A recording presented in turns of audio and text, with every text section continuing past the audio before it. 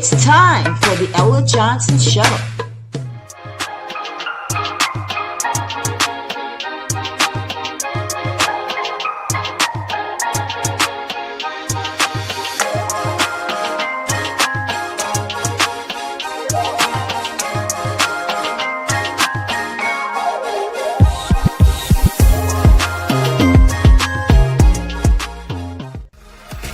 Thanks for tuning in to the Ella Johnson Show, where there are two sides to every story.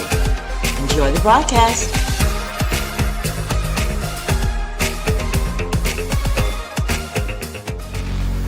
Stay tuned.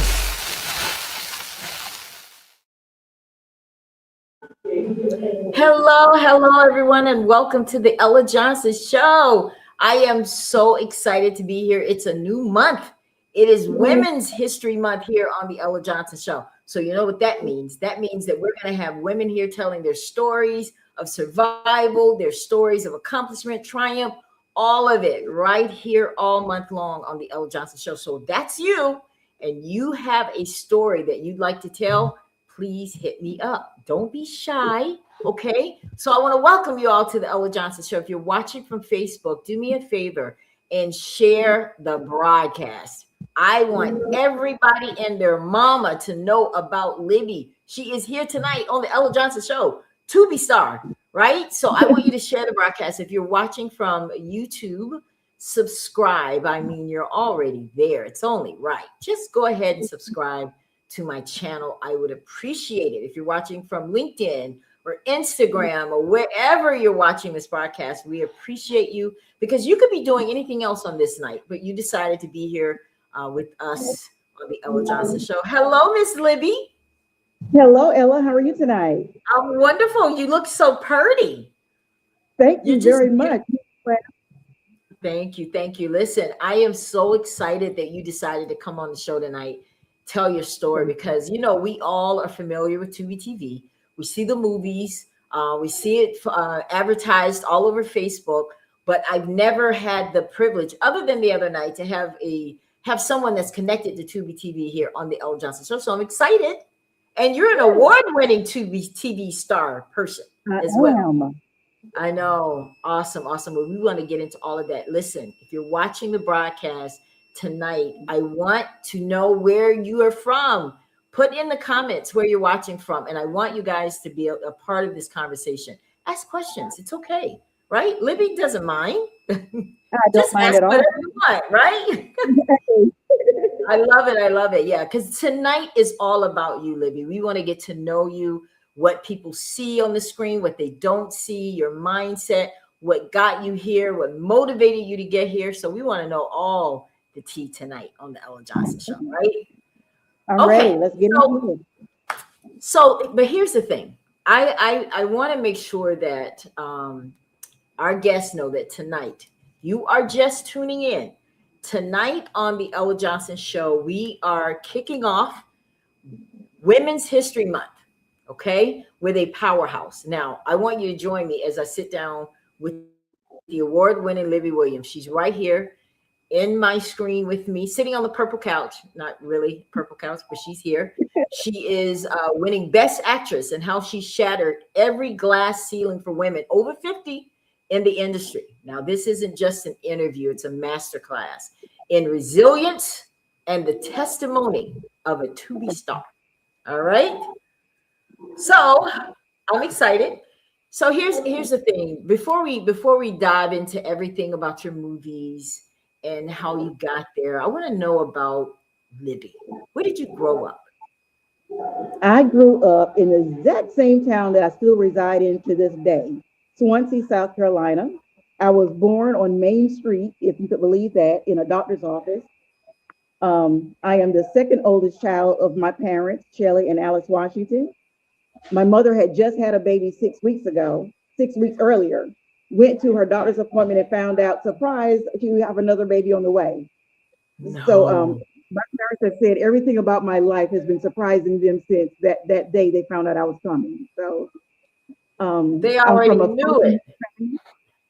So tell me something about your childhood that really shaped who we're looking at today? Like, give me one of your favorite moments as a child growing up there.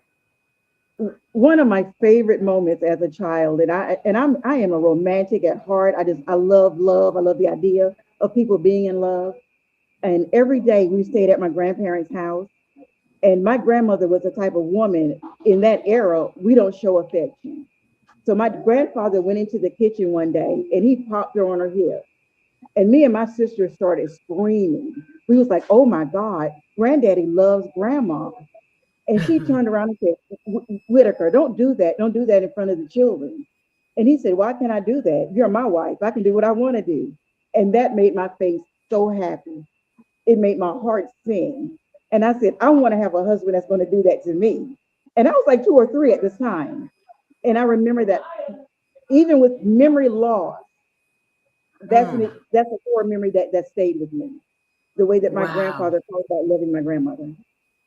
So when were you diagnosed with that memory recall situation there? I'm going to say it was about 12 years ago. I can't remember the exact year because of, that's part of what I don't remember. But it was about 12 years ago because I have a 12-year-old grandson and it was right before he was born. I went to work one day, had a meeting with my staff and my management team, came out of the meeting, and I was reading the notes that I'd taken into the meeting because I love taking notes. And I realized I didn't have the ability to read the notes. And it wasn't my writing that I couldn't read. I could not understand. I could not understand letters. So my way of handling panic is I will look extremely calm. I'm like, okay, I don't know what's going on right now, but I'm going to step out for a moment. I stepped out of my job that day and I've not been back since. Oh, wow. Is it because of the memory loss or because you just wanted to pursue something else? It was because of the memory loss. I mean, I got to a point where I couldn't even drive. I wasn't able to take care of myself. I became homebound. My daughter was in 8th grade, going to 9th grade. She literally had to take care of me. She had to take me back and forth to appointments. She became my caretaker. So now that I'm seeing my dad go through memory issues with Alzheimer's and dementia, I'm like, wow, my children went through this with me. So it makes me more compassionate toward my dad and more loving toward my children. So I'm like, I did not realize this is what you guys went through when I was in that place in my life. Oh, wow. Here, I want you to tell me who is this picture right here? Who is that? That is one of the only pictures that I have of myself as a little girl. That picture was sent to me by my cousin, Pearlie Pullman. And when I first saw that picture, I kept saying, is that really me? And she was like, yes, because you used to like to wear dresses every single day. I thought I was just had to be prim and proper around the house. And I'm standing in front of my grandparents' house at the time. So that's one of my favorite pictures. Well, I wanted to bring it to a smile. What would you say to this little girl if you just looking over your life? I want you to give her a message. What would you say to her now, knowing everything that you know? I would say, Libby, all through your life, you're considered an oddity, and that's okay. There is nothing about you that needs to conform. The things that make you odd are going to be the things that people love most about you. You don't know how to love someone unless you love them loudly. You are expressive with your emotions with everyone that you care about, and all of that is okay. Continue to be who you are and don't hide or run from it.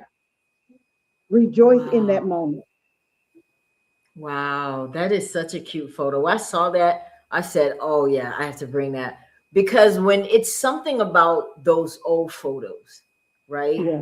What is something that happened when you were a young girl? What is something that happened that you constantly and consistently continue to think about?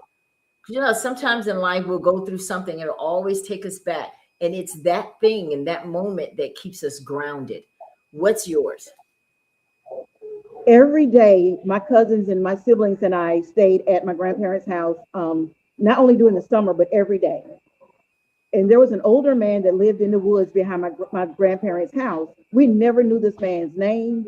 We just knew every day after my grandmother cooks dinner, we had to take this gentleman dinner as well. My grandmother said, knock on the door twice to let him know that you're approaching, because he was in the bed. Let him know that you're approaching, that we have his dinner. Make sure he had everything that he needed before we left, and then you just leave. If he offers you any money, any thank you, don't accept anything. So that taught me and my cousins to be grateful, to always lend a helping hand, that you're not too good to do for others.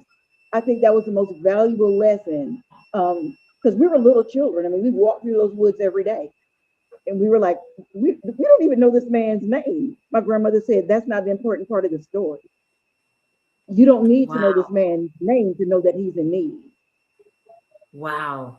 See, that's good because you know, so they were setting a precedent for you as a child. This is what Absolutely. we want you to follow. Wow. And no matter what, you continue to follow. See, that's good. Because I think that you being a Tubi star, being around this industry, you have to stay grounded. That's why I wanted to bring that photo up because I know that that's where we learned the value and the art of being grounded was when we were Yeah, children. That's when it was instilled in us, absolutely. right? So what Yeah. kind of teenager were you? Were you a wild and out teenager or were you a good girl? There was nothing good about me. I was wilding out. I wanted to be married since I was at least 3 years old. I was always looking for a husband.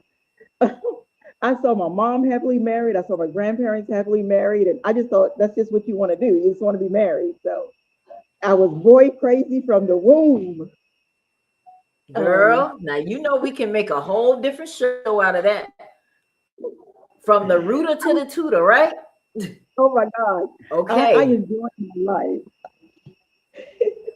good, good. What were some of the things that if you looking back as a teenager, what would you do differently? Or would you not change anything? Looking back, I don't think I would change anything because I'm so hard headed. I needed every lesson that I learned in order to get me to where I am today. I mean, trust and believe, I had a village telling me, Libby, don't do this. Libby, don't do that. Libby, don't go off and marry the first person that you fall in love with. But Libby had to go run off and do it. I have no regrets about any of it. All of that shaped me to who I am today. Um, it made me know that I need to think with my head sometimes and not just my heart. I need to focus, but I have no regrets at all. None at all. Now I read that you were very close to your nephew. Tell me about that relationship with is it Jarvis? Yes, it's funny because Jarvis, when I was in the midst of my disability, still pretty much homebound, not going out doing anything, I just started back driving a little bit. Jarvis called me and said, Auntie, I have a fashion show that I'm doing, and I would like you to be in the show. My first reaction was, no way, I can't do it. I'm not at that point where I want to be seen. I want to remain invisible. That's where I want to be at this stage in my life. Jarvis was like, oh, that's all nice and sweet, but you're going to do it anyway. So I call myself want to tell on Jarvis to my children. And I was like, this is what Jarvis wants me to do. I told him I didn't want to do it, just knowing that they were going to take my side. My kids were like, do it anyway. We don't care that you don't want to do it. You got to get out of this bed and do something eventually. Just do it. I did my first show with Jarvis. From that point on, I was being contacted directly for to be in movies, to do different things, to be a brand ambassador. And I was like, I'm not prepared for this. I'm still not in the midst of having my memory back. I'm not able to do this. That was just a hobby for me. Ooh, God said, this will be what I tell you it will be. You can call it a hobby. I'm calling it a testimony. So from that point on, I've been full steam ahead. Thank you to Jarvis Matthews. wow. Jarvis, if you're watching, thank you so much. So he helped Thank get you. your build your see, everybody has to have that kind of person. Everybody needs a Yes, Jarvis in their life, right? absolutely. Now what about your sister? You and your sister were pretty special together. She was your biggest confidant. What's that relationship like? I, both my sisters were my biggest confidant. My older sister, Lisa, who was 10 and a half months older than me. I mean, thick as thieves. We were very close as well. And my baby sister, Sharon, she's 4 years younger. Lisa has since passed away, but Mm. we make sure we keep her memory going. Sharon and I do almost everything together. She goes to most of my functions with me. She's my person that keeps me dressed a lot of times for any functions that I'm attending. She makes sure I know that, look, you're not a star. You got to get it together. So she's very she's just a different character. I just can't explain how much I adore my baby sister. Oh, now During the when you midst guys of were my growing, huh? no, finish. Go ahead. Hmm. I was during the midst of my disability, when there were days that you have feelings that you don't know are real or not. You're starting, your memory is creating false memories. I would call Sharon. It never bothered her. She was like, you could call me at any time. It's okay. And I'm just so grateful to have the support from my siblings that I have. Now, growing up, you guys, your parents had a construction company, yes? Yes. Yeah, and you guys worked in it. Tell me some of the things you learned, the disciplines that you learned by working for your parents. Well, we learned that you will not be late. You will show up Okay. for work at a minimum of 30 to 45 minutes early. You will be prepared when you get there. You're not going to ask a lot of questions. You're going to stand around, look at the job site, and make some assessments on your own before you start asking questions. If there's a safety issue, you know my dad is the man in charge. We could always go to him, and we could always rely on each other. I mean, he was a strict, um, when that business phone rang at home, as little kids, we had to know to answer that phone as professionals. There was no hello. There was like Washington Construction. We knew how we had to answer that phone. So it was all about the business. So I'm so proud that we had that opportunity because my children as well work with my parents' company growing up. Wow. How long did they have this company? I'm 58, so I'm going to say they had it for at least 45 to 50 years. Wow. Yeah, my dad finally stopped doing a little work just a few years ago, and that's because he said his knees were starting to hurt. But when I built my first custom home and my daughter built her home, my daddy was not the contractor for that, but he was on site every day making sure it was done correctly. Now that's what I'm talking about. Oh my God, I got chills. That is It's amazing. What, how he's old been were you an when amazing blessing, ma'am. how old were you when you started working in the company? Oh my gosh, we were like 5 and 6 years old, and my dad had us hauling bricks. Three little girls out there hauling bricks. He had us toting wheelbarrows, mixing mortar. I mean, anything that anybody out there could do. He was like, y'all got to be able to do it first. This business will ride or die on us first before we start hiring a crew. So we were the crew. So that's so interesting because one of the disciplines I'm sure you learned, like you said, being on time, that helped you definitely in this industry. Oh, Do you absolutely. now are you a diva on set? You're not one of those people, are you? Not at all. I am so grateful for every opportunity that's presented to me because I still let every director and producer know that I still have limited memory issues. So I let them know that up front so they can see, is it going to be worth working with this actor? I don't ever want them to go into anything blind. So when I'm on set, I'm observing, I'm looking at different ways to make myself better. So prayerfully, I'm never a diva on set. Hopefully I have a grateful spirit. I have a spirit that I'm going to show up early and stay late. If there's anything that needs to be done, I'm willing to do it. And I learn a lot from the younger actresses that's in the field. I mean, I've learned a great deal from these young ladies about having the determination to go to the next level. So personally, I've never been a diva on set, and that's not in my personality at all. That's It's good. definitely in my personality at home, but not on set. Not on set. You know what I was thinking about today when I saw that? I said, wow, imagine if all we had was faith and we didn't have that kind of stuff. So whenever you are forgetting, this is my encouragement to you. Whenever you find yourself forgetting, just remember that we walk by faith, not by sight. In your case, you walk by faith and not by memory, right? Right. And that's a Amen. good time to really, I think, take in the moment and just You're making it work because look at you. Yes, thank Award you. winning at Thank 50. you. Come on, Yes, girl. You know we're gonna get into it because thank I'm you. impressed by that. So you still have that issue. I did. At that point, when I won that award, my son, my older son, who's also a model and an actor, was going on set with me. So I would look up at him if I forgot a line, and he would mouth it to me. Oh wow. And they And were people, okay with that. They worked with hmm, you.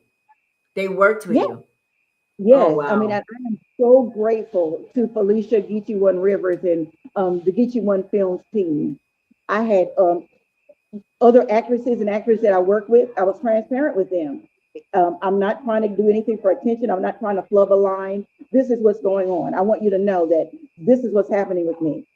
So sometimes I was allowed to ad lib a line. Sometimes my co-stars would give me my line. When I tell you that people that I work with were more than gracious to me, that is something that I will never forget. And I Oh. absolutely going to pay that forward at some point in my life. So at what point did you leave home? When did you finally say, okay, I'm going out here in this big old world, try it out? What age were you when you did that? I'm 59 now, and I'm not saying that I've ever left home. I still live within 7 minutes of my parents. I don't think I've ever left home. I've never. This is my time now that I'm actually growing up, finding out who Libby is, what Libby likes, Yeah. what's her favorite color. Going Yeah. through the disability that I went through, I'm like, I don't even know who I am outside of being a wife and a mother. It's time for me to discover what I like, the things that I want to do. Good So for I'm in that you. right now. That's what I'm talking about. So tell me about the kids. We haven't talked about your children because you have children and your grandmom, right? Tell me I about am. that. I have three incredible children. My oldest is an actor and model, Jared Williams. He just turned 30. Then I have my middle child who's in the construction business. She won't let me say much about it, but she is doing really well in construction. And then my youngest son has a trucking company. Wow. Impressive. I My love 4-year-old it. grandson So was is looking she a at one of my GC? movies earlier this week, and I said, look at Gabby. He was like, Gabby, I know that's not you for real. That's AI. Oh. What? You don't go sit down somewhere. It's me, but I'm like, it's okay. You don't have to know what Gabby does. Wow. Now, your daughter, is she a GC? I'm sorry, Is she a my daughter. GC, your daughter? She's in construction? Is she a GC or she just has a construction company? Oh, she does not have a construction company. She works for a construction company. So no, Oh, she's not okay. a I general thought she was a manager. GC. Oh no, Well, no, no. maybe She currently GC works. is in her future. Maybe Hmm? GC is in her future. That came from somewhere. I'm just saying. Yeah, she's amazing. I mean, she likes being in a male-dominated industry, just like I was. She has that personality for it, and I am beyond proud of her. Oh, you should be. What is it that your parents told you? Because there had to be some people along the way. I know we've heard about your nephew, your sister Bond, but who else is it that deposited little nuggets in your life along the way that got you here? Even if One they of were the things, having to talk to you when you were wilding out. Yeah. my dad, my Oh, dad was one of those people. No matter what anybody said about me, he always knew the truth about me. And there were some rumors, and there were some pictures of me with a cigarette and a beer can, and I showed it to my dad intentionally just to see his response. He was like, Libby, don't play. You wouldn't smoke and you wouldn't drink a beer. Here at this age, I've still not done either. But he knew that because he knew his child. And I'm so grateful for that because my dad was always transparent with us. He's like, I'm not a perfect man, but anything that you hear about me, you're going to hear it from me first. And that's how I've always been with my parents. I don't shy, even the photos that I post. Some people say that they can be somewhat provocative. My parents and I don't see it as provocative. We see it as art. I think right. it's Yeah, and I'm grateful that they see it that way. So before I post anything, I'm like, look, mom and dad, in case you hear anything, this is what I post. They're like, we would be surprised if you didn't post something like that. So I'm grateful that I have the parents that I have. They're open-minded, and they teach us to be free-spirited. We don't have to always go by all these constrictions that life has in place for us, and I appreciate that. Wow, amazing. So let me ask you a question. When you're out in this industry, I'm sure you run across women who didn't have your background, meaning they didn't come from a stable home. They weren't taught things and they weren't taught to love and give and be patient. They didn't get this. And I know that you can instantly see it. How do you respond to that when you see it and have to work with it? I have no problems with working with it because people are who they are, and they're not always that way by the circumstances of their own. So even when I was in the midst of my most difficult times, someone gave me grace. So it's all That's about right. giving people grace because at the end of the day, we don't know what someone's background is. We don't know how what form um, the who they are to the today. So I always try to at least give people grace. I try to be as honest as I can be with also showing kindness without being judgmental or pompous. I would like to say I don't have a problem working with anyone as long as they're respectful. I don't like to see anyone talk down to anyone else. That's a situation that I spoke up on before, and I kept thinking, Libby, don't say anything, don't say anything. But the Libby in me had to. I just stepped in and say, as as a former manager, I couldn't go to my job and talk to employees the way that you talk to people. And I would like you to keep that in mind. I'm not judging you. I don't know what other things transpired this day for you, but just keep that in mind. There's a certain way that we have to speak and address each other. And that was it for me. Oh I don't wow. know if And you guys how was have that? anything. How was that It was received? it was not received well at first. Okay. That person came back to me and we had a conversation about it afterwards. I think because I tend to be a quiet observer, it surprises people when I speak up. I think that was the first time I've had to do something like that on set. And at first I kept saying, well, I'm just going to go home. I don't even want to be in this environment anymore. And I said, well, how did that make sense? You're going to go home. You're in a great situation with this company. You're going to go home and risk everything that you've been working for. It's better to just say something. So that's what I did. Oh, I love it. I love it. So you started modeling and acting first. I mean, you Modeling, started modeling. modeling first. You started modeling first. Okay. Tell us about that. How did, because I know Jarvis has you all confident now. You're like ready to tackle the world. How old when you started modeling? Well, I was a hair model first before I even started doing anything. I was a former hair model for Hair by Plush in Columbia, South Carolina, and also Virginia Spigner's Hair Design, which is also in Columbia, South Carolina. So I've done commercials and print ads for both of those ladies when I was in my early 20s. I mean, before I even started having children. So that's something that I've always done. I stepped away from that when I started saying, well, let me try to have an actual job. And that's when Jarvis came to me in the midst of my when I was doing my disability. But I was always doing something. People would come up to me and said, "There's something different about you. Can we do pictures or can we do test photos?" And I would talk to my parents, and I'm like, "I'm not sure." The idea of being a model is great, but I didn't understand the lines and all those things that were so important. I've learned a lot of that since then, but people were always encouraging my parents to get me in modeling. But it's funny, it was after I gained over 100 pounds that I actually got into real modeling with the body positivity. See, now that's what I want to talk about because I read that. You okay? I want y'all to understand that if you're just tuning into the Ella Johnson show, we're talking with Libby. She's a Tubi TV star.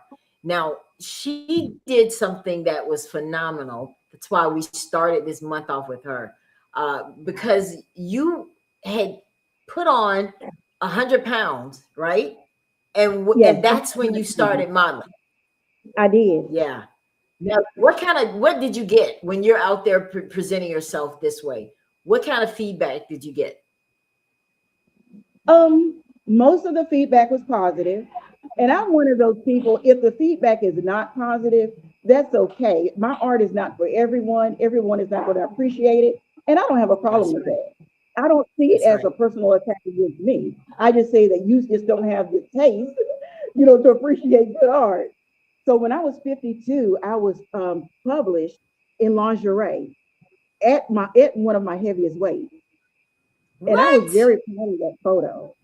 I So I was love in it. pink, yeah, I was in pink lingerie, and I was showing it to my children. I was showing it to everybody, and I'm like, this is what I was able to do after the 100 pounds, after the disability, after the memory loss, after feeling like the workplace didn't want or need me anymore.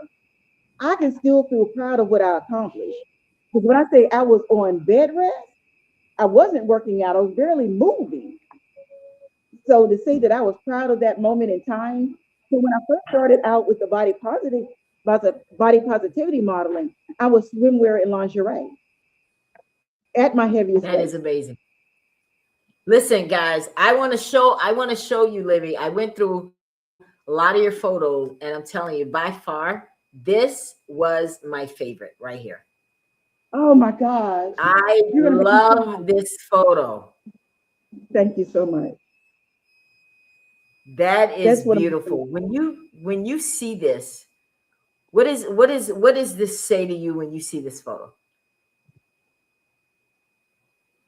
That's my son, the oldest. There was a model call, and I was trying to get him to do the model call where they're looking for male models to be featured in a an art show. When I submitted him, the photographer called me and said, "Well, how would you feel about you both taking a photo together?" And I said, "Okay, I'll take a few with him, but he's the subject of this." And so it was supposed to look like I was actually wearing a tube top. He was not wearing a shirt, and it's to show the mother and son closely. When he was a little boy, he would come walk up to me when I was sitting down and lean his head on me like that. That was his way of saying, Mommy, I need something from you right now. Mommy, I love you right now. Mommy, I got something going on that I can't explain. And that's what he would do to me. So in that photo shoot, the photographer said, "What is a pose that you would like to do with your mom?" He immediately went into that pose. He said, "Mom, step Oh, behind me." And he's 6'5", so he's tall enough to do that. And the minute he did that, I'm like, oh my God, it took me back to him being 4 or 5 years old again. aw, I love it. That was Thank when you I so saw much. that. I said, yeah, yeah, that said that photo just spoke. And I'll be honest with you, I didn't realize that was your son when I Yes, grabbed that. yes, I didn't know that is that. my oldest son. I am Wow. so How proud of was that being him. able to work with him in that capacity, like doing work together? That's how you did with your It, parents. yes, it's amazing working with Jared. Jared is the most creative soul I've ever met. We were in one of Felicia's movies together. Don't ask me the name of the movie right now because, of course, I don't remember. Jared was an extra in one of the movies. So by him being on set with me, Felicia from PC One was like, "Well, why are you here? Could I get you to be an extra?" He's like, "Sure, why not?" Um, and as far as us being modeling together, I can't think of anybody that I could bounce ideas off as well as him because we both are somewhat eccentric. We have an unusual way of presenting ourselves to the world. Um, I love my other two children, but they see P and Jared as complete oddities, and that's okay with us. Jared and I went out to breakfast about 2 weeks ago. Jared is wearing this cow colored fur coat. And I'm like, look at my baby. I can do this with you. I can do life with you. I mean, he is just Aw. such he's my mirror. He is absolutely my mirror. So they're like your biggest cheerleaders, then, it sounds like. I'm sorry, I didn't hear you. They're your biggest cheerleaders, it sounds like. Oh my God. Well, and my parents as well. Even after I do this interview tonight, I normally go in and check in with my parents. The first thing my dad asked me after everything, baby, did you win? Baby, did you win? Even if it's not that Aw. kind of situation, I'm like, well, daddy, it's not that kind of situation. Well, oh, they must have cheated if you didn't win. So even now that he's Aw. going through his memory issues, he will still always ask me, baby, did you win? And that's that reminds me that he is always going to be one of my biggest cheerleaders. I My love mom it. too. My mom doesn't baby it up as much as my dad does.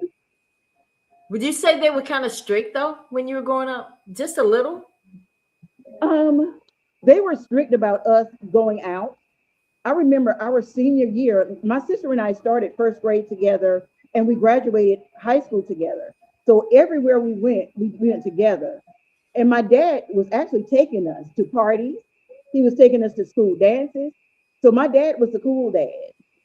Everybody was like, oh, here's your daddy out there to pick y'all up. And that wasn't a big deal to us. And that's just the way it was. We wasn't riding around with a bunch of friends. We knew what time our daddy was going to show up. And we had to be, out there for him. So they were very strict about us not spending the night with people, not going out. They had to meet anybody that was going to come to the house. He had to know who the family was. Okay. Yeah, they were Yeah. pretty strict. I Old didn't school. do schools, but they were pretty strict. Old school. I love it. So Oh let's yeah. move into your acting. Okay. What was that moment for you that you're like, okay, I think I want to try this now? I mean, you've done the hair modeling. Now you're really feeling yourself. You're like, you know what? I'm doing it all. I'm not leaving any stones unturned. I'm handling business. When was that moment when you decided you wanted to act now? Someone actually contacted me about doing my first movie with Grammy and Gail Jones. It was Code 205, the movie. I had not acted before. I remember the first night, even doing the going over the script with the team, I was terrible, and I just knew they were going to cut me, and they didn't. They asked me, "Okay, are you ready to come back next week?" And I was like, "Are you serious?" I was terrible. But I love feedback. I strive off feedback. So I was like, what feedback can you give me to make me more comfortable, to make me seem more realistic? They continued to give me feedback. And from Code 205, I've continued to work as an actress ever since then. I think I've filmed about 20 or more movies at this point. Oh wow. Really? That is amazing. I want to talk about the one that won you an award. She's an award-winning best actress. And I have some snapshots. Now guys, if you look into the comments, I have put the link in there for you to go out and watch this film. This is the one that Libby got an award for. This is, tell us what this movie is. Oh my gosh. In this movie, I was playing, This is, I think it's The Secret of the Emerald Green and White. I think yes. I've done. Yes. Okay. And I was playing the house mother, the dean. I love this role. If you see the young lady that's standing there to the back, she's a musician, Shine Miss Sky. This was filmed at also at my heavier weight, and in the midst of not remembering my lines. Miss Sky knew my lines, and she would whisper them to me if I needed her to. So she was one of those phenomenal people that worked with me. So I feel like I definitely did not win the award on my own. It was definitely a group effort, and I'm so grateful for everyone that helped me along the way. So how did you find out you won an award for this one? Best actress, even. Felicia sent it to me in Messenger, and I kept looking at it, and I was like, "Oh, that's cute. Someone made that for me. That's really cute." And she was like, "No, Miss Libby, that's real." And I said, "What do you mean it's real? Because I don't know how to be an actress yet." And she said, "This is very real." And I still didn't believe her. I was like, "Well, I didn't remember this. I didn't remember that." She said, "We know that because I know the way I wrote it. But when you gave a delivery, it was believable, and you did a great job." And I was like, I literally fell to my knees. I Sometimes in life you go through a phase where you feel invisible. I said, "Lord, thank you. I'm not invisible anymore. Someone sees me for me." And I say all the time, I'm so grateful for this moment in time. That's how I continue to feel. I'm just so grateful. That is amazing. This, I mean, you have this memory situation. I'm gonna call it situation. I don't like to call it illness or whatever. But you had this memory situation. You Mhm. had a weight situation, and none of that stopped you. Now No. there are people watching, and they're like, "Yeah, but that's her, Ella. It's not like that for everybody." What would you say to that person that feels like, "Well, I don't have any acting experience, and I don't have money to do any of this stuff. I know I'd like to be in movies also, but it's just not for me. I can't do it. They give up before they even try. Tell them about the moment, if you had a moment where you almost wanted to give up, if you did at all. There's many times I feel like I'm not good enough. I don't know that I actually wanted to give up because I absolutely love what I do. I love being able to say that I'm an actress. Even if I'm in only one or two scenes, I'm an actress. I'm being talked about in rooms that I've never been in. I've heard people come back and say, "Libby, I heard your name in this meeting." I'm like, "Are you serious?" And I've not even been a major star in any movie. So when I say I feel like sometimes I'm not good enough, I've never wanted to give up on it. Now tell me So about Felicia Geechee one, because I understand that she has really worked with you. You've been in a lot of their films. Tell me yeah. about that relationship with them, how you met them. I met Felicia because she was working on the very first movie that I was in, Code 205, the movie, and I saw how she ran her set, and I liked it. It was very professional. I liked the way she was personal with everyone, even me as a newbie. Um, and I said, "There's something special about her. She's not just talking to the stars of this movie. She's coming around talking to everybody to see if you need anything, to see if you're good. Is there anything I can do to make you feel more comfortable?" That was a great experience working with her that very first time. And I was like, this lady doesn't even know me, but yet she's treating me with the same respect that she's treating everyone else. And I greatly appreciated that. And I'm also one that, like I said, I like feedback. I'm not afraid of negative feedback. Um, I think all feedback is good if it's going to help you get to a higher plane. And that's one of the Absolutely. things about Felicia. She's not shy about giving it to me. Now, Miss Libby, you can do this, or you can do that, or can you change something this time, or can you give me a different delivery? I love it because it pushes me. It pushes me to a different level. So Felicia has been one of the most patient people on the planet, not only with encouraging me to do her films, but encouraging me to audition for other people as well. She will send me something, Miss Libby, I think this will be good for you. What a lot of people don't know is I was in background for All the Queen's Men with Tyler Perry. That was because Felicia sent that to me. Felicia was like, audition for this, Libby. I think you would be good. And I was like, Tyler Perry, are you kidding me? And I did it. I did it. I drove to And Atlanta by myself, stayed up all night driving, got to the hotel, and it was an amazing experience. All because Felicia believed in me and she pushed me. And Lord knows she pushes me. that is amazing. So not only is she's a mentor for you, and the Absolutely. one that is Yes. amazing. Not only just for me. Anybody that steps on her set, she's willing to do that for each and every one of us. Sometimes I think as a director and producer, she can be so misunderstood. But I can honestly say I've seen her step out of her comfort zone to help us get comfortable. And the love and admiration that I have for her is immeasurable. Wow. Well, you're getting some comments here. Chardonnay says, "Hello, Auntie. So Hi, proud of Tata. you." Thank you, baby That's a girl. pretty I name. love Your breasts are that's popping. my No, you did. They say your breasts are popping out. Oh, well, well, gee, that's they say that to me all the time, so I'm used to that. I didn't even notice. Well, I keep telling Dee, you that's my girl, Felicia. She is the one who invited me to watch you on tonight. Wow. Well, thank you, Dee Dee, and thank you, Felicia. I want to thank you, look in this Felicia. camera and thank you guys. I love it. I love it. We want to bring more of your team and your people onto this broadcast because this is how we spread the word and support each other. Is we Absolutely. start here doing stuff like this because I want y'all to make sure I put the link in there. And Tubi movies are free.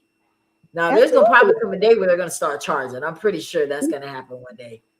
So we better get it in now. But I would still watch it even if they charge because this is how we support one another, right? Thank you. Thank you so much. So, and Jonathan says she's great to work with. Yeah, I can't wait to meet her. I wish she could have been on here. She is a sweetheart, always putting everyone first before herself. Wow, Felicia. She's Felicia, amazing. Felicia, excited to be here. Congratulations, beautiful ladies. Thank you all. I love to bring your comments here because this is our show, right? Now it looks like you were in some kind of theatrical production with Geechee. What is that? Tell me about that. I was actually learning how to do self auditions or self tape. So Uh-huh. that's one of the things that I'm still working on learning. I'm still very much in a learning stage, although I've been in quite a few films. So that's one of the things that I was doing with my acting coach, Earlene Boyd. And I'm also one of her new elite brand ambassadors. So I'm looking forward to doing a lot more work with her soon. You know what I was just thinking about? Do you guys ever do like talent searches for actors to for these movies? How do you find your actors and actresses? Felicia was doing a class. I think it was like every Thursday at Art Studio in Charleston, South Carolina, at the Citadel Mall. She's going to start doing that once more, but I'm not sure of all the details yet since that Art location is closing. And Earlene Boyd also does private um, photo shoots with up and coming models and actresses, and she does one-on-one sessions with them as well. So there's always ways. If anyone is interested, I share different things on my page on anyone that's doing anything that you can get into acting and modeling. I try to make sure everyone knows it's not a closed field. If you're interested in doing it, I will always share that information with you. I'm not Now a because gatekeeper. Fan. now because Tubi doesn't charge people to watch, do people get paid to be on Tubi movies, or is that like this is just a learning experience? How does that work for people that For want to some, know? for some, it's a learning experience. As you do more and more movies, you absolutely get paid for it. Okay. Okay. Now I want to get into some more questions, some thought-provoking questions here. Now, I Okay. want to know, we look at the 30 years you spent as a hair model before the world discovered you on Tubi.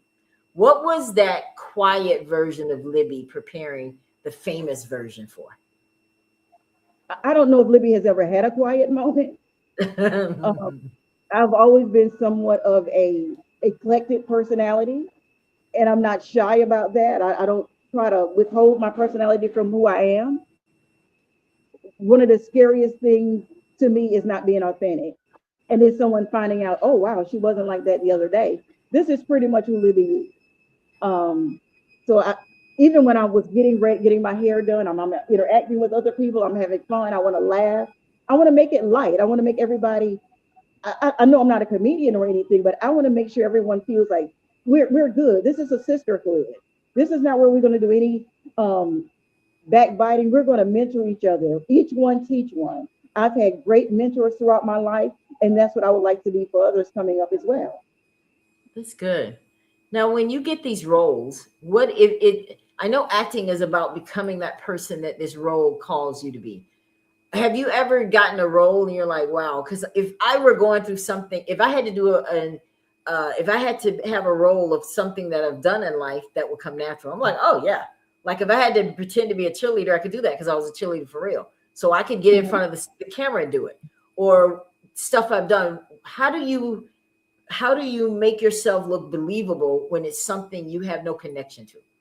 You're just Well, becoming an Felicia actress. had me playing I think a cook or a cook or something in Fangirl, and I'm like, that's the most laughable thing on the planet. I could not cook anything if my life depended on it. So I'm like, I don't even know anything about the kitchen. Aesthetically, I know what things are, but I don't enjoy a kitchen. So I'm like, well, Felicia, this would be my biggest acting moment of all time.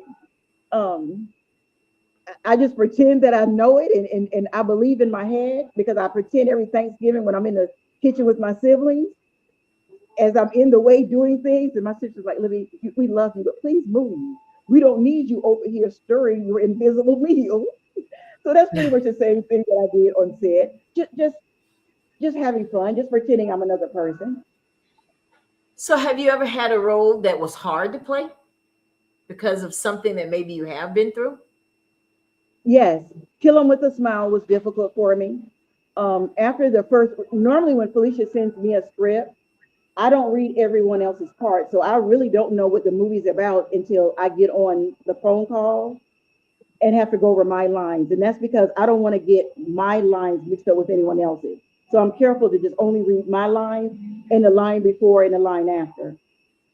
So when I got on Kill 'Em with a Smile, I realized it was about a woman who had an illness. And we've Mm. gone through it with my sister previously. My sister was diagnosed with brain cancer. And I told Felicia, I can't do this one. This one is too close for home. Felicia said, trust me, you're going to like the outcome. Trust me. And I kept saying, I can't. This is too heavy for me. She said, I can send you the rest of the script if you want to read it. And I said, I'm not even in a place where I can read it. I trusted her, and I'm glad I did. I'm glad I did. So why was that close to home? There was a lady, the young lady in Kill 'Em with a Smile had an illness. They thought she was dying. And my sister had recently passed away from brain cancer. And I just did not want to relive someone going through that, the emotions of someone knowing that their life is changing. It was just too emotional. You know what I thought about? You remember in the Temptations when the guy was supposed to the song, it was the 3rd of September, the day I'll always remember. And he didn't want to do it because he said, that's the day my daddy died. And he Yeah, said, use it. You yeah, know what I'm saying? And I I think do. that that's what you did, I'm sure. Mm, You yeah, used it and it helped you be more believable in that role. absolutely, absolutely. Have you ever had to turn down something because you just couldn't? You're like, look, I don't even believe in this. Like, let's say if you had to, I'm trying to think of something like not kill somebody because we know that you wouldn't kill anybody and that's part of movies. But I can't think of an example right now. But let's just say there was something that you don't believe in. Okay, like a lesbian scene. I'll say something like that. And let's say you don't believe in that. Would you be able to put aside the fact that this is just acting? These are not my beliefs. This is just something that I'm doing because this is my job. Or do you say there's just some things I don't want? Have you ever had I to think, turn down money? um, kind of. I was offered a lead role. The script was phenomenal. The film is phenomenal. We've already, and I was offered a lead role. I studied that role for 3 months. I wasn't getting I couldn't maintain the information. And then on top of that, I ended up catching COVID, which made my memory even more foggy. The hardest thing in the world was to call the producer and director and say, I can't do this. But I wanted to give her enough notice to replace me in that lead role. And to come to that realization, Libby, you're not ready for that yet. You can't do this yet. That was hard. And it wasn't because of my beliefs. It's because I just simply couldn't do it. I wasn't there yet. But Yeah. as far as something I don't believe in, I think about the only thing that I really have told that I will, there's certain words I won't say on screen. Under no Okay. circumstances do I ever plan to say the N word. It just hurts my soul to hear it. I know that there are in a lot of films that I do. I just, at my age, I don't want to be in a position where I have to say, and I haven't been so far, and I'm grateful for that. I think the blessing is being able to turn it down. I think that's what's good Absolutely, because yeah, that's good. absolutely. I want to talk about this. We were going to get to this, but I'll go ahead and address it. Sneaky Leaks. He talks about that. Heartless Outlaws, Rich Intent. These are some of your latest projects. And you're going to be in the premiere at the premiere in Charlotte of As We Lay. You are in the I'm tell. so Now excited. that's one of my favorite songs. I'm not Oh my God, saying I was as we lay in with someone. I'm just saying I like the song. Don't read into I it. No judgment. understand. Tell me about the movie As We Lay. Oh my God. I can't give out too much about the movie, but it was so Right? much fun doing that film. I was able to film with Benzino from Love and Hip. It was Yeah, I great remember being. him. The guy with no neck. Well, he actually has a great body. I did not realize. I think he's Oh my God. gorgeous. I think he's Yeah, I'm like, oh, gorgeous. you. But he was a pleasure to work with. So I'm playing his ex-wife in the movie. So that Really? That is so. Is this one of your? What's your favorite? I mean, I know you all like them. I know you love them all, but what's your absolute favorite movie that you've ever done? one favorite of mine, and I wish I could redo it. because my acting has become a lot better since we filmed Heartless Outlaws. Ever since childhood, my cousins and siblings and I would sit down and watch Westerns. And for whatever reason, I wanted to be the brothel person, the lady that owned the brothel. And I was like, I want to be Miss Kitty. And my grandmother was like, Libby, please stop saying that. That's no righteous woman wants to be Miss Kitty. And I was like, yes, I do, Grandma, because I like the way she dresses. I like her style. And my grandmother was trying to explain it to me without directly explaining it to me. So when Felicia offered me the role in Heartless Outlaws for playing the brothel madam, I was like, my grandmother would not be happy, but this is the opportunity of a lifetime. But like I said, my acting has become better since then. I wish I had the opportunity to play that type of role again. Hopefully it will come. But that's one of my favorite roles, along with Sneaky Link playing the aunt. I went viral for that one because I had a death scene and I was caught laughing during the death scene. So people started messaging me and was like, what are you laughing about in a death scene? You're supposed to be dead. I said, look, I was happy to be at the pearly gates. Don't question why I was laughing. Wow. I want to bring this up because there may be people that are watching. I want to make sure you guys understand this. Jonathan just cleared that up. Ad revenue is how the filmmakers get paid. Okay. Thank you, Jonathan, for letting us know. I'm sorry, I didn't hear what was Jonathan's comment. He was just saying that the ad revenue is how the filmmakers get paid. Because remember, we were talking about how do you get paid if they don't charge? Yeah, the ads. Yeah, that's how they. And they have tons of movies on there, like all kinds of movies. That's what I like. There's so much variety on Tubi TV. I mean, if you guys haven't had the opportunity to check it out, please go and check out Libby's movies. Just binge them all weekend. Now, is all of your movies on Tubi TV? We have some on Amazon Prime as well, and Maverick Movies. Okay. I think most of mine are on Tubi. Okay. All right. Now, what is something that you would change, if anything, from beginning to now? Would you change anything? The only thing that I would change, and I think about this often, is I had 3 children within 3.5 years. And I was a really strict mom with them because at that time we were doing a lot of traveling. Their father was doing golf tournaments and we were traveling with these 3 little children. So a lot of times I was with them alone. We had an issue with someone stalking us. So I was very strict with the children. If I tell you to move, I need you to move without hesitation. So sometimes I feel like I would slow that down a little bit. I would make sure I would say, well, we're good, we're safe, we're okay. I think that's the only thing. I wouldn't be so strict. And my tone was a lot firm. It was like a drill sergeant. And I felt I was doing it for their safety. I had to do it. Now that I have my 2 grandsons, my tone is not the same. But they say during that time they understand it. But I'm like, they were babies. They were babies.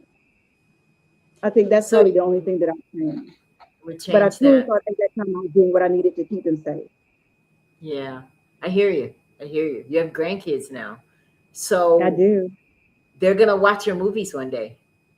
What do you want them to remember about grandma that you want them to get from all of this? I want them to know that Gabby can do the impossible. Everything that no one thought Gabby could do, she did it anyway. Even when she felt like lying down and not doing it, she got up and did it anyway. I love it. And I would like them to know also that it's okay to rest. It's okay to take time off just for you. It's okay to say the word no and mean it. No is a full sentence. If there's something that you feel like you can't do, I'm sorry, no. And that's okay. You don't have to feel guilty about it. Now, have you ever? A lot of people don't move, Libby, because either they don't understand how to do something, or they don't have a string of people believing in them and pushing them. Did you have, I mean, you had a lot of support, but let's say you have someone who doesn't really have that support. How do they find the momentum to just get started, stick with it, even though they're being told no? How do you, where does that come from? And where did it come from for you? I think if you're in that situation, you have to remain prayerful. You have to know this gift was put inside of me for a reason. I don't know what that reason was, but God, I'm asking you to order my steps, direct me in this moment. Because there was times in this that I was so broken, I couldn't pray. I couldn't pray for myself. I'm blessed that I had a family that was still doing it. My mom said, Libby, are you praying? And I said, Mom, I don't even know how to. I don't even know what to ask God for. She said, just acknowledge his presence in your life. I couldn't even do that. I did not have the will to even say, God, cover me. So I'm just asking you, if there's even a small part of you that believes in what you're doing, surround yourself with positive attitudes, with positive personality. That's one of the things that I've always done. I realize everybody's not going to be for you, and that's okay. But I'm going to always surround the people that's going to cheer for Libby. And you better believe I'm cheering for you just as loud. That's right. So what broke you, Libby? What is it that broke you? I was in a management position, one of the only women of color in that position in a male dominated industry. I wanted to be better. I wanted my bonuses to be better, and I wanted my salary to be better. I wanted my responsibilities to keep growing. I wanted my team to keep growing. I wanted to do everything that I felt like a man could. The three men that were on the team and me, I wanted to do everything that they could do, but better. I am the most competitive soul on the planet, but I I'm believe it. internally competitive. They would have never known I was that competitive. So That's I'm right. up all night. I'm up all morning. I'm taking phone calls when I'm supposed to be asleep. I'm taking phone calls on the weekend. I'm working all night, getting off the night shift, and then going out doing stuff with my children. Because I decided just because I chose this, my children won't suffer because of it. So I say they won't miss a beat. So I was trying to do everything and I wasn't sleeping. I was staying up for days at a time. And finally, that one day, it all came to it just collapsed. And how did you get back up? Therapy, church, prayer, my community. And when I say my community, I'm the house that I live in right now is within 3 minutes of the house where I've lived all my life. So my community is literally everybody that I grew up with, went to church with. They saw what was going on. They knew something was different. I went to church one Sunday, and Reverend Nathaniel Adams, who was also great friends with with my parents, and I'm great friends with his children as well, even to this day. He came to me and he said, Libby, you need to speak about what you're going through. This would be a testimony for somebody. I immediately started crying. I said, Reverend Adams, I can't. I'm not there yet. I don't even know what to say. I can't. He said, well, God will let you know when you're ready.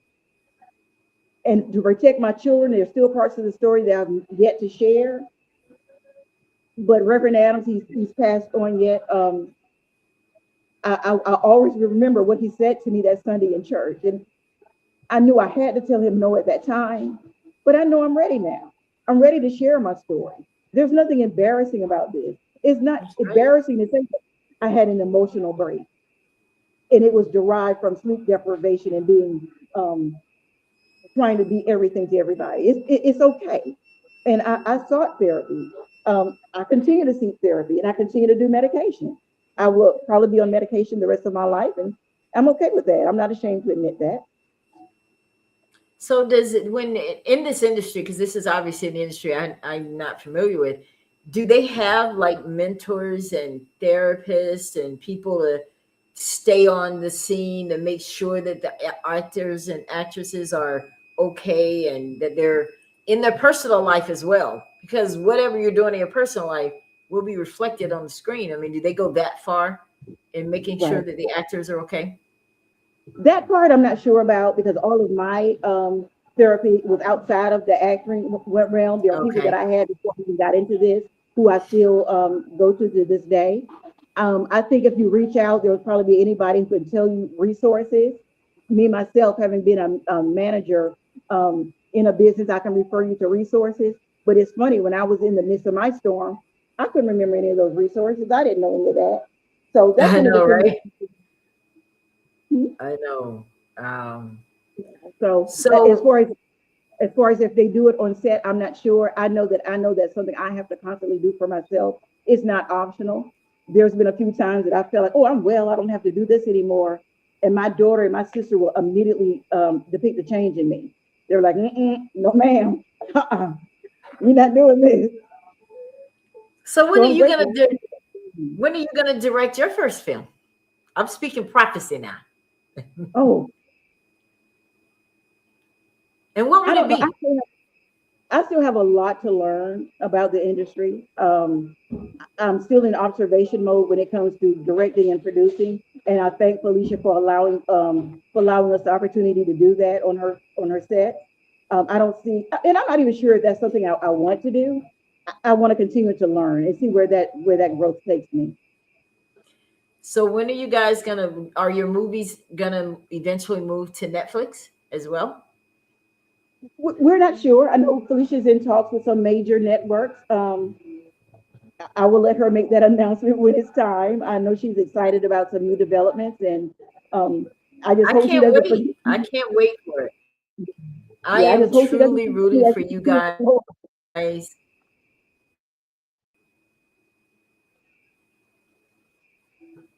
I'm sorry. What'd you say? I said, I just hope What'd you Felicia won't say? forget me as she continues to blow up. Oh, I'm sure she wouldn't. Like you've become a regular at Tubi TV, from what I I'm, hear. I'm, What's saying I, out here in these streets? I am very blessed, very blessed. So tell me this. What if you weren't acting and modeling and doing these movies, what would you be doing? What do you think? The same thing that I do every single day when I'm not acting and modeling. I would be a full-time grandmother. I Okay. would be at my grandson's beck and call. Oh, you're that grandma. I Oh, that's am. sweet. It, my son-in-law had to remind me today. It's okay, Miss Libby. He can cry. He can cry with y'all. Gabby's trying to fix it. They don't I'm understand that when you become a grandmom, it's like they're yours. Listen, if you're not a grandmother, you won't understand what we're talking about right now. It's a whole exactly. different thing, right? I tell my daughter, I said, honey, I have never known a love like this before. I'm She's telling like, you, thank it's you. different. I am a smile. It's different. It is. So, It is. if you could change anything, I know I've asked that. If you could change anything, would you? The hardship, the struggles, the memory recall situation? Like, would you say, God, why did you give me this? Have you ever said something like that? Like, why did I have to get this? Or do you look at that setback as somewhat of a setup to bring you to where you are? How do you view it? I definitely see it as to bring me to where I am now. And I never asked God why. It never crossed my mind to ask why. Um, I saw that this is what it is and we have to try to deal with it. I never asked why because I had That's so many people with me. When I had to go to Duke University for a brain scan to make sure everything was going okay inside my head, I had a team of people who was like, let's go, let's ride. We don't care how early in the morning that several hour drive will be. So I never thought to ask why me. wow. I have a I just tough continued question to for you. say, okay, I'm ready. I have a tough question for you. Give me something. I want like three things that people watching this broadcast don't know about Libby. I want the exclusive right here on the Ella Johnson Show. Three things that people don't know about you that they will be surprised of. I consider myself a tomboy. Okay. And all the modeling and the dress up for me is just dress up. I like getting dirty. I like, but then I have that girly side too. But I consider myself a tomboy. Okay. Um, That's one thing. She's a tomboy. Did y'all know that? I am fiercely spiritual, and people say, "Well, Okay. how can you be spiritual and post the stuff that the content that you post?" And I know if it was not for my faith and the belief in a higher power, I wouldn't be where I am. Because when people Amen. keep saying, did you want to get into modeling again and acting? Again, I didn't know to want to get into it. It came from somewhere deeper than me. So I'm very spiritual, and I try to give thanks to my higher power every day. One of my love language is hold my hand and pray with me. That's how you show love to me. I don't need anything material. My parents gave me material things all my life. Um, my children's husband provided material things all my life, so I've never needed material things. I want the things that most men don't think to do. Cover me in prayer, cover me in protection. So I'm a very spiritual being. Oh, wow. Um, I think in the final thing, and I will probably regret saying this, I was incredibly close with my grandparents. I still have conversations with them to this day. My grandfather passed away, I think, when I was about 2 or 3. My Mhm. grandmother, when I was in my 20s. And I can get certain feelings from them when they want me to change something about what I'm doing in my life. I will get the scent of my grandmother or the sound of my grandfather's voice. And that's no, okay, Libby, you need to redirect. You need to do something different. And that's one of the things that I absolutely love. All right. We got some questions for you. Okay. Felicia is watching. Hello, Felicia. Geechee one. I love that name. What does Geechee mean? I like that. It has a nice. It feels good saying it. Geechee.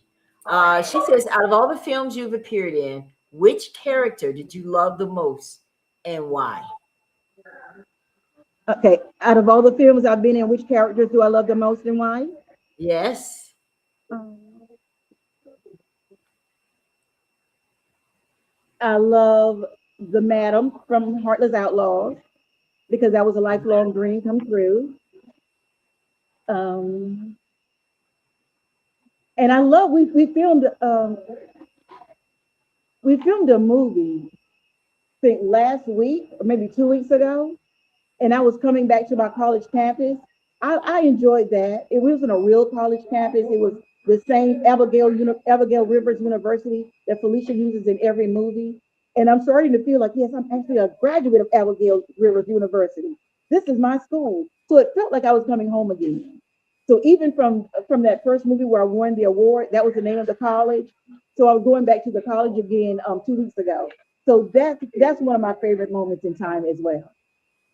So it gave you some kind of feeling. It must have been. It recaptured a feeling that it made you feel. What was that feeling that it made you feel so good that it was worth remembering?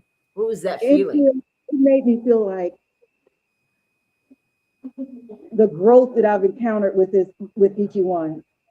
I'm like, I started here when the university was at this state, and now I'm coming back as a seasoned alum, taking pictures of my adult niece that's graduating from the same college where I attended.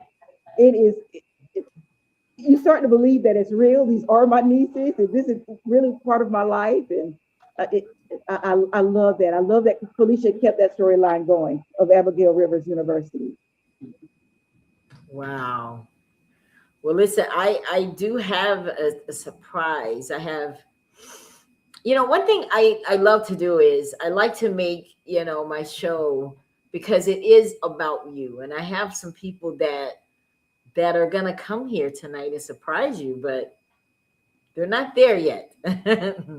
Right? They're not there just yet. I think When we you're trying to surprise it always yeah, hits I'm ready something. for the surprise. So Geechee is a lineage, a culture, the Gullah Geechee people. Oh, Yeah. okay. Nice. Tell me more. What were they like? What were the Gullah Geechee people like? From what I'm understanding, it's a language that's also spoken. Um, of different languages that were combined when the slaves were brought over from Africa. And they were brought here and they were combining different languages to come up with their own language.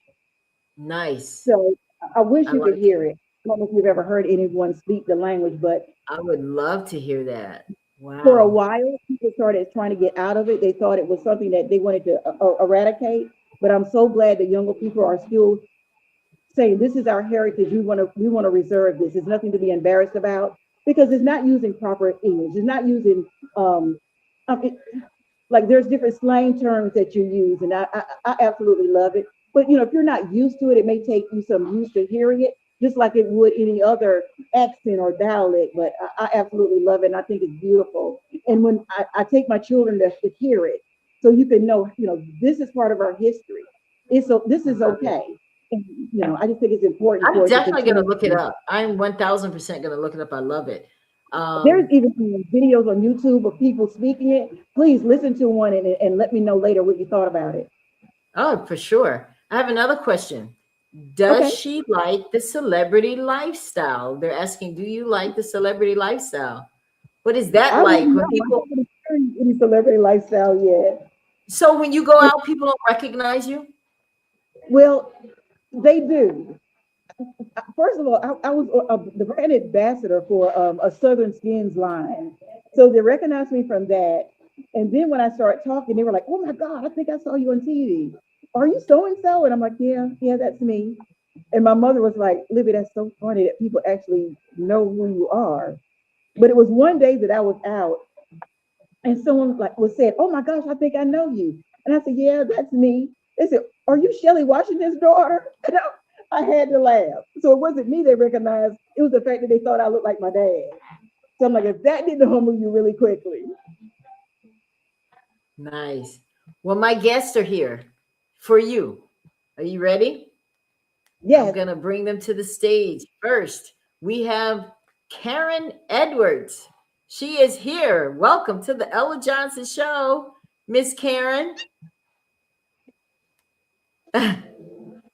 It's great seeing you again, Karen. You're muted, Miss Karen. You're muted. Unmute your phone. Uh-oh. They're trying to figure it out, but at least you know they're there. You guys unmute your phone so we can hear you. But I have somebody else to the stage. Kamal Jordan is here. It's so good to see you, Kamal. Yeah. Hello. Hello. I'm trying to do that. Let's see. Can you hear me now? We can hear you now. I'm trying. It's not. It's okay, love. I'm trying. It's okay. I'm trying. Hello. Oh shoot! Can you guys turn your muted because we're hearing it over and over there. Yeah. Okay. Okay, so I'm gonna take you guys off. Okay, let me try this. this. Second. Can you hear me? Yes. Can you hear me? See what it is, Karen, is that you're looking at the live show and also at the delayed one as well, Karen. So you got to mute your mic so that we don't hear the loop as we're doing it live while you're catching the little bit of lag. There you go. Thank you, Kamal. Thank you, Kamal. Oh my goodness. Okay. Okay. So Kamal, welcome. Thank you so much for last minute coming on. He wanted to come. He had some wonderful things he wants to say to you and about you. So Kamal, have at it. What would you like to say to Ms. Libby today? Yes, first I want to say I love you, Miss Libby, for you just blessing us with your talent and allowing us to be able to just showcase the beauty and the Black excellence, my love. You are like a mother to me on the set always. I want you to know that I always look for you for the light to shine. And I just thank you for being such a great, great asset to us. You've been in so many films with us, from Secret of Emerald, White, and Green to our newest film, 2K, Pretty Girls Kill. You are just such a monumental staple for Geek One Films. I just want to just thank you. Come on here and let the world know, y'all. This is one right here. She is a keeper. You one of the best actresses I've seen so far, just to keep going, and to take the criticism, to take the thought, to take the idea. Remember when we were doing the Emerald, White, and Green, it was all improv for a little bit, and you were right on there, and it looked so good. That's why I just give you my love in person, because you were like a mama to me on stage and on set as well. I'm behind the scenes guy, Miss Ellis, so I'm the guy who gets to watch how it happens while it's happening. And so it's always good to have people like Libby on set. Yeah, it's always good to have people like her on set to really make it work and make it make sense. Thank you so much. That is so amazing. What would you like to say, Libby? I am so in love with Kamal. I asked him for feedback, and he does not hesitate to give me feedback. And I appreciate it, and I try to always make myself better based on the information that I get from him. I'm trying so hard not to cry. Me too. Oh my gosh, me too. Me too, Libby. I'm so serious. Me too. Woo! Kamal actually taught me how to do my first on-screen stunt, which is going to be in the upcoming movie that's going to be screening in Charlotte. So I'm excited for everyone to see me do my first stunt. And thank you, Kamal. That was his idea. That's right. Yes, ma'am. She did him As We Lay coming out real soon. Charlotte, we got Benzino on that, and like you said, we got the wonderful, timeless Miss Libby Williams in there doing her thing, and yep, she's doing her own stunts as well. That's right. And thank you so much for coming out and trusting me in that capacity, and even when I was doubtful, you never were, and I appreciate you so much. And I know I was coming to you a lot. I was calling you. I was getting you on Messenger, and because I wasn't sure, and I wanted that feedback, and you never hesitated and made me feel like I was worrisome. And I absolutely love you, and thank you so much. Well, thank you too. I mean, Libby, because of you, I was able to understand my position inside the whole production as well. You know what I'm saying? Because at first, I thought I was supposed to be the guy in front of the camera, but no. In fact, I'm way better in this role, and it's people like you being able to take it and let me see that and understand to really help this whole thing become magic, Libby. For real, for real. Thank you. Thank you so much. I think we got Karen back. Are you ready now, Miss Karen? I am. Can you hear me now? We got you. We are good to go. Yeah. So there you go, Miss Karen. These are your surprises, Miss Libby. Karen, tell us what Miss Libby means to you. Oh my goodness. So she probably thought I was a stalker when I first started stalking her, because I was. I first came across her on beautiful Felicia's page, and I saw her, and I am shocked to find out that she is a tomboy, because I saw her and I was like, this lady is absolutely stunningly gorgeous, and I've got to find out who she is. I've got to know who this is. So I started just checking her out, right? And because I thought, she looks to be maybe my age, but she just seems so much, so worldly, and I had to find out who she was.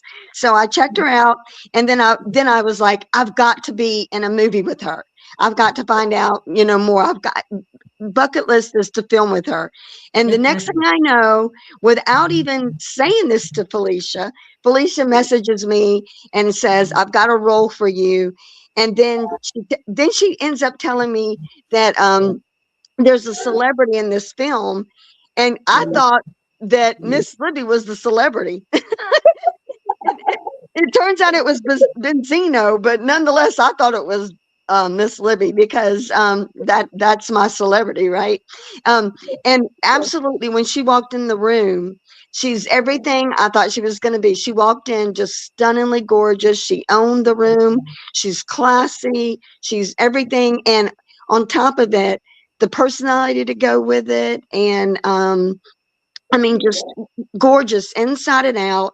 And we had so much in common. We're both grandmas, and, we're spiritual, everything. I mean, we just hit it off. And I'm pretty sure I'm older than her, but when I grow up, I want to be just like her. And Thank you so much. Thank you so much. The most meaningful thing in the world was the behind the scenes conversation that we had on set. At that point, I was into the newness of my dad's diagnosis, and I had not told a lot of people at that point. I don't know how I felt so comfortable with us sharing that conversation. And to this day, I'm grateful for the information that you gave me. You and Oh, Sheikah with that behind the scenes conversation was life saving. I don't share a oh, lot. I thank God for you being in that moment. Thank you so much, Karen. And I absolutely love you, beautiful lady. oh, thank you. I feel the same. That conversation meant so much to me. My mom had just passed, and I'm pretty sure she had just passed, right? She was either very sick. I'm trying to remember the date, but I think she had just passed when we filmed. And yes, we had a lot in common. I'm taking care of my dad right now. And yes, that Oh, meant so much to bless me your as well. heart. Thank you. Yeah. Thank you. That meant so much to Yes, me as well. Hmm. thank you so much. You're an Aw. absolute angel, and I'll pray that God continues to bless you. Thank you. You also. Thank you so much. See, guys, this is one of the reasons that we like to bring people on and do stuff like this because I have a segment on the Ella Johnson Show and it's titled Hero from DeVille. Now, I'm from Monroeville, Alabama, and we call it DeVille. So I like to recognize people who I think have been a great asset to our community because I believe that we should always give people their flowers while they can Mhm. smell them. So that's what this was all about tonight, Libby. Because sometimes we don't know how people feel about us. Y'all know how when someone passes away, there's like 500 comments about them. And I guarantee you, half of them never said it to them while they were able to hear it. So I Right. think it's important that people tell you, Libby, how amazing you are, not just Thank as a you. film star, but as a person. The values, the disciplines that your father, your parents taught you, you carried into this. And listen, someone who has a memory recall situation and had to deal with weight and all of that, and she came to this, what are our excuses? Like, really? Yeah, So yeah. I'm so proud of you. I am honored. Thank you, Jonathan, because Jonathan is the one that reached out to you guys and said, Jonathan, we got to give her a surprise tonight. Find me Thank some people. Mhm. And he did. And you guys came on, and I'm so, so excited about it. thank you so much I'm for trying to having see. me. It's great working with Libby Williams. Jonathan says, it's so great working with you, Libby. Thank I you so just much. met you tonight, and I'm already like, okay, sign me up for the premiere. I want to come watch the movie. I'm definitely listen when As We Lay comes out because I know it's coming out. You have to come back. Some of you and the characters come back and let's like kind of go through the movie after it's been Oh, that's premiered, kind of I like would a love that. after the movie Oh kind of yeah. show, Yeah, right? Wouldn't that be cool? Come on, Yes. Yeah. Yes. I'm Yeah. telling yeah, you, I wish I could be there. I Oh, know we'll make Jonathan it is happen. coming. Yes, I would love that. great. Oh yeah. I'm So, do making you it guys have now. anything else y'all want to say? Let me see here. I want to make sure that I got everything covered because once you get off, she's truly the best. Oh, he's putting messages in our private chat here. He says she's truly the best.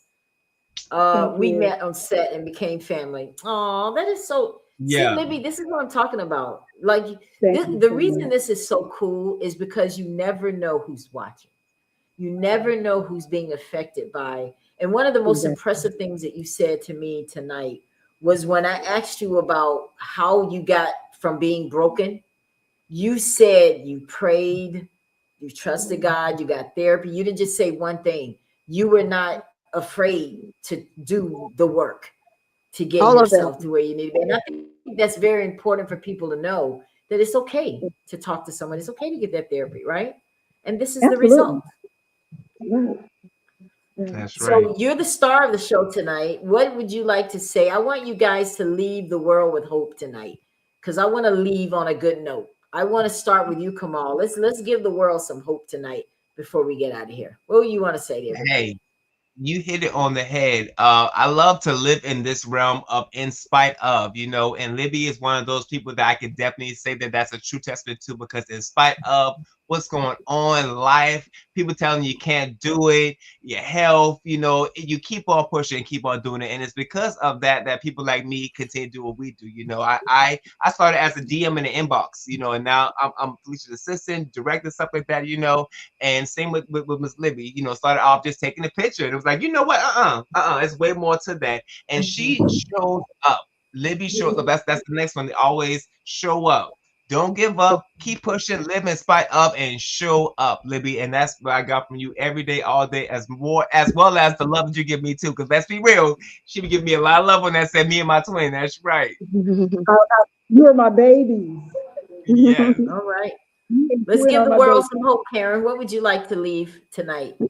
Well, one of the things that I really learned, it took me a while to understand this and to really listen to this, but to see yourself through God's eyes, not through the world's, and not even through your own, but how God sees you. And he didn't make any mistakes. He made us the way he made us for a reason. And, use ourselves, to represent him. That's what we're here for, to represent him so people can see him through us. And we need to see ourselves through how he made us, through his eyes.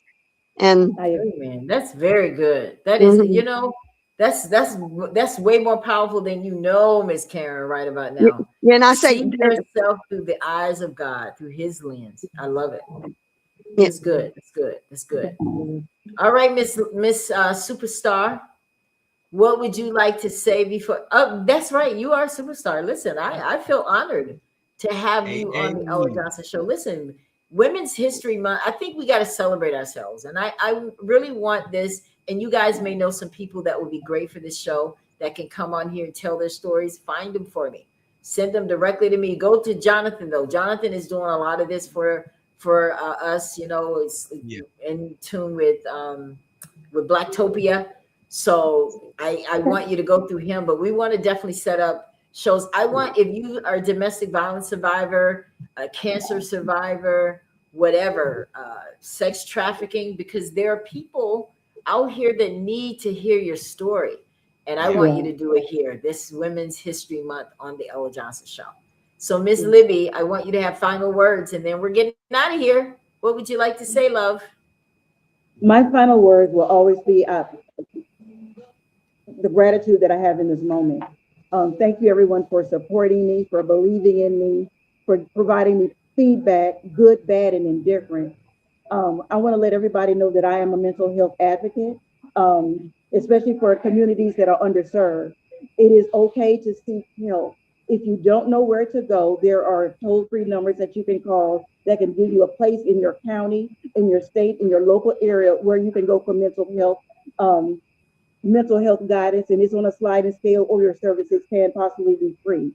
Also, if you're ever feeling like you're suicidal, I was a volunteer for the suicide hotline for many years.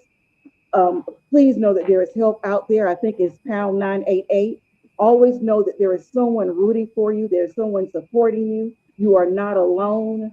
And I think the rest one is about to kick me out. But I want to let you know that there is always someone believing in you, even when you can't believe in yourself. That's that right. If no one else is out there, I believe in you. I love you, and I'm sending you positivity. All right. Well, on that note, we're going to say goodnight. And for the person that said, what is this about? We are talking, tonight we were talking with superstar Tubi, superstar Libby Williams. We interviewed her tonight, and Karen and Kamal came in to surprise her. So just play it back. Go to YouTube, subscribe to the Ella Johnson Show. Well, we're going to get out of here, guys. Thank you all so much for tuning in tonight. Thank you for your comments. Thank you for sharing. Please share. Please like it. If you like what we're doing on the Ella Johnson Show, then tell everybody you know, right? So that this platform can grow and we can bring more shows like this. All right, guys, have a great evening. Love you, and we'll see you next time. Thank you, Ella. Thank you, Jamal and Karen. Thank you, Elle. Thank you, Libby. Thank you so much for tuning in to the Ella Johnson Show. We'll see you next time. We are supporters of the Ella Johnson Show. We live in South Korea. We have been watching Ella Johnson Show for like a year now. And we love her show. Her show is very inspirational, motivational, and educational.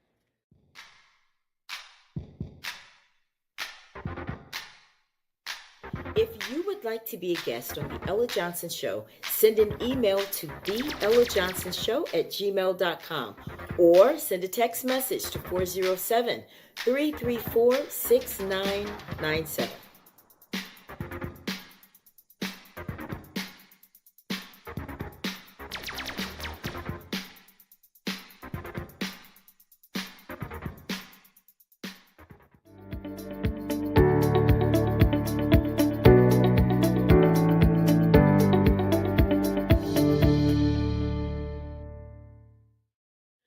We love Ella Johnson Show.